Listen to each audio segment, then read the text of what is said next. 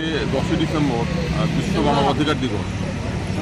তো সারা পৃথিবীর মানুষ আমরা এই দিনটি মানবাধিকার দিবস হিসেবে পালন করছি। আমরা Tripura human rights organisation Agartala শহরে মানবাধিকার মিছিল সভা করব। আজকে এক ভয়ঙ্কর পরিস্থিতির মধ্যে দাঁড়িয়ে আমরা মানবাধিকার দিবস পালন করছি। গাজা ভূখণ্ডে প্রতিদিন হাজার হাজার মানুষকে হত্যা করা হচ্ছে ইসরায়েলি বর্বরতা। আমাদের দেশে কথা বলার অধিকার, মত প্রকাশ করার অধিকার, সভা-সমিতি করার অধিকার বিপন্ন, জীবন জীবিকার অধিকার বিপন্ন। সরকারের সমালোচনা করলেই দেশদ্রোহিতার অভিযোগে জেলে পড়া হচ্ছে দানবীয় কালা কানুনের সাহায্যে। মানুষের উপর অঘোষিত জরুরি অবস্থা জারি করা হয়েছে। আর সবচেয়ে লক্ষণীয় দিক এবং ন্যাক্কারজনক দিক হলো যাদের দায়িত্ব মানবাধিকার রক্ষা করা, তারা মানবাধিকার রক্ষা করার প্রশ্নে একদম নীরব ভূমিকা পালন করছে। আমি ত্রিপুরা রাজ্যের কথাই বলছি।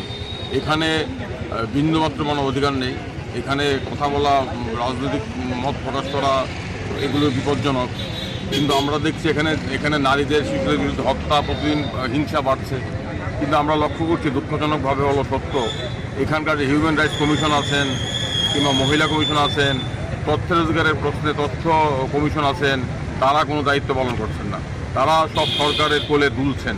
এই মানবাধিকার কমিশন কিংবা মহিলা কমিশনের কাজ নয় সরকারি কর্মকর্তা ব্যক্তিদের ডেকে তাদের সামনে সরকারের প্রশংসা করা। মানবাধিকার কমিশনের কাজ হচ্ছে মানুষের অধিকার রক্ষা করার প্রশ্নে কার্যকরী ভূমিকা নেওয়া। এটা তারা করছেন না, তারা দায়িত্ব পালন করছেন না। সেই কারণেই আমরা ত্রিপুরা হিউম্যান রাইটস অর্গানাইজেশন মানবাধিকারের প্রশ্নে সবার জন্য শান্তি, সমৃদ্ধি, সবার অধিকার নিশ্চিত করার প্রশ্নে আমরা সবাইকে আহ্বান করছি, আসুন সবাই মিলে আমরা রাস্তায় নামি। মানুষের অধিকার, আমাদের অধিকার রক্ষা করতে হবে, আমাদের সংবিধানকে রক্ষা করতে হবে, আমাদের গণতন্ত্রকে রক্ষা করতে হবে, আমাদের ধর্মনিরপেক্ষ